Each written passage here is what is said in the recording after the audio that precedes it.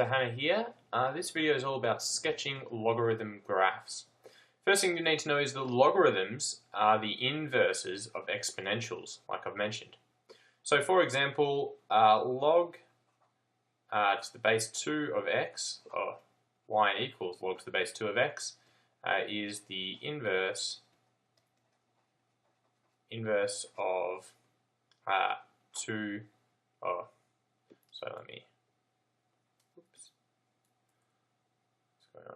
it's the inverse of y equals 2 to the power x. Okay, so the base is the same here. So these are inverses of each other. Now what we've already learnt about sketching inverses is two things. So if we have this graph here and we plot the points, and the points are, all the points are coordinates of the form x, y. If then we wanted to plot the inverse, all that's happening is these points are swapping around and becoming the y coordinate is in the x position and the x coordinate is in the y position. Okay, so these coordinates have been swapped around. Another way of thinking about that is, here's a set of axes, x and y. So for this graph here, it looks like this. It cuts through here at 1, so this is the graph of y equals 2 to the power x. It's got an asymptote along here at y equals 0.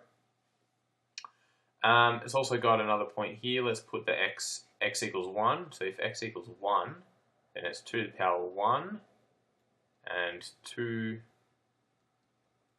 to the power 1 is of course 2. So it's got this point 1, 2 going on. Okay, so now if what we wanted to do is do the inverse graph, the way to do it is reflect it along this diagonal line. This diagonal line is, of course, has an equation of y equals x. So if we reflect that across that diagonal line, what we get is a graph that looks like this. So that graph is now y equals log base 2 of x. It's the inverse graph, this one here. And what you've noticed is instead of this asymptote being y equals 0, the asymptote now is along the y-axis, so it's now x equals 0. In other words, the x's and the y's have swapped here.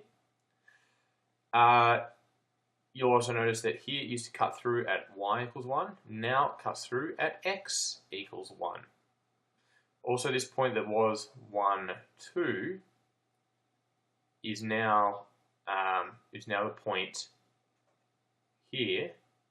It's now this point, which is 2, 1. So you see that these have swapped position. So instead of being the point, this coordinate for this graph, the coordinate up here was 1, 2. Now the coordinate here is 2, 1. That's the coordinate there. So these have swapped over to give us this point. So that's the basic gist. So let me draw a neater one over here for you. So y, x, and here is the logarithmic graph. So this is the general one now. So log to the base a of x, y. So here a can change. The only thing that will remain the same is this point here. We'll always cut through at 1 there. There you have it. There's your logarithmic graph. I should remember to put in my asymptote. The asymptote is at x equals 0 for that asymptote. Cool. So that's basically it.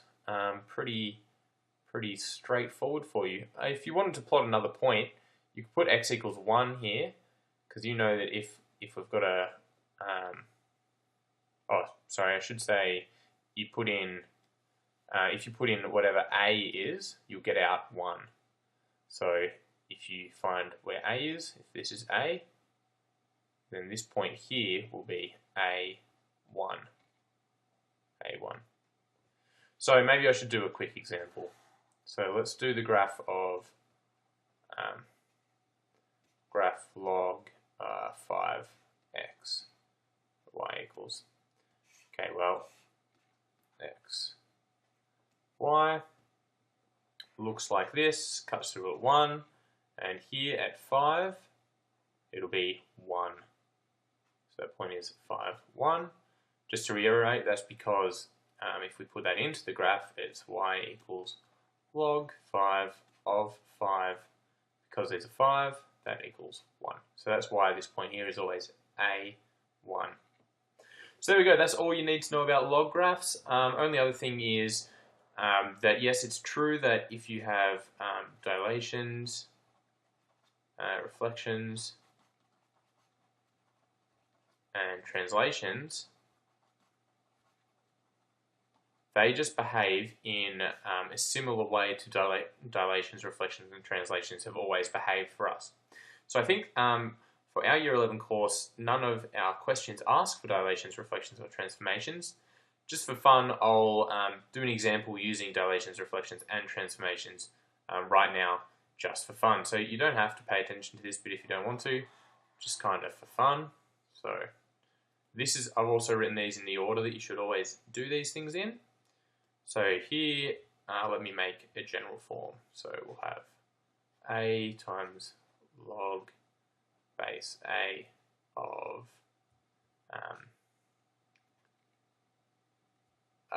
this might get a little bit complicated. Let's just say x minus k here. Oops, x minus k there, plus h. Now, of course, sometimes you can actually have another factor, beta, out here. Beta can be, as long as it's outside of these brackets. So let's put new brackets there. Whoa.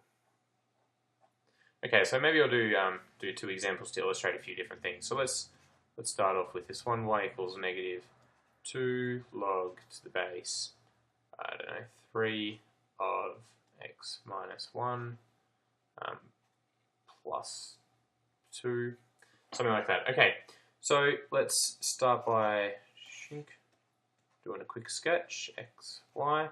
So first I'll do my dilation first. So I've got a dilation of 2 going on here. So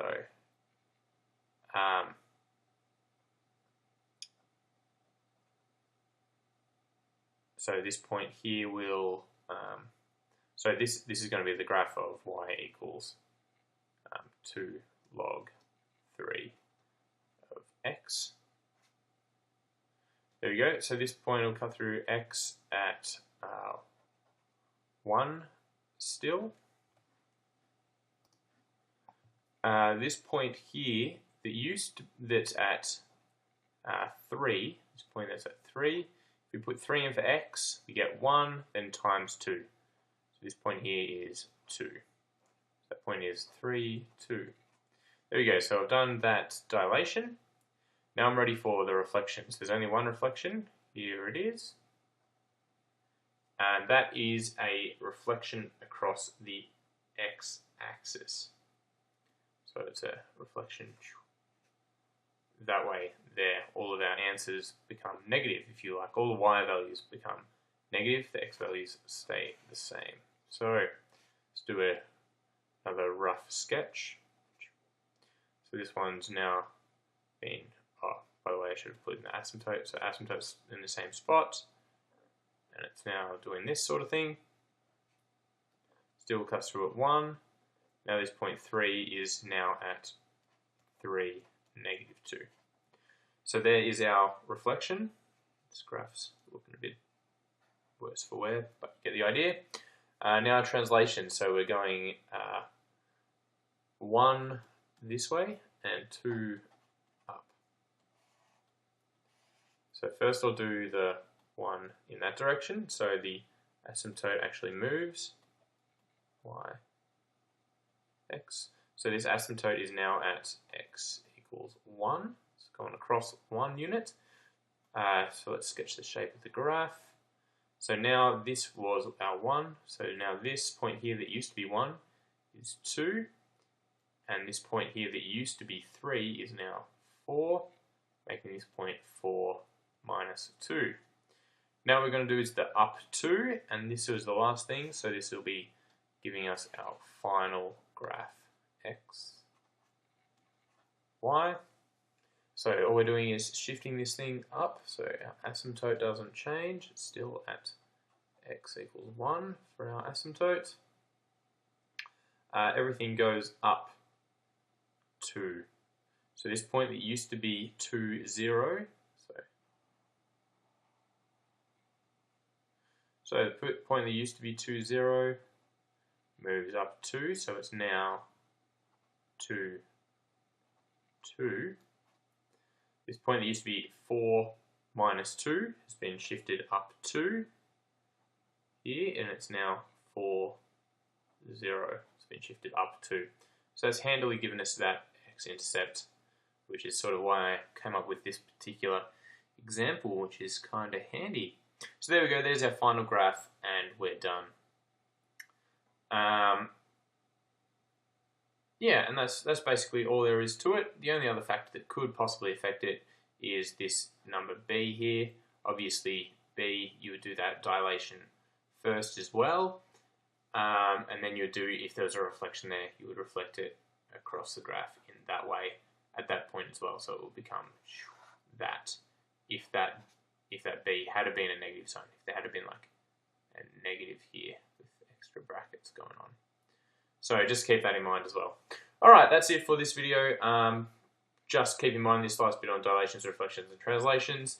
You don't actually need to do that in your exercises, I don't believe, but I just wanted to point out that they do work in the exact same way that we've been talking about for all the other graphs we've covered so far. Alright, I hope you enjoyed this video. See you later.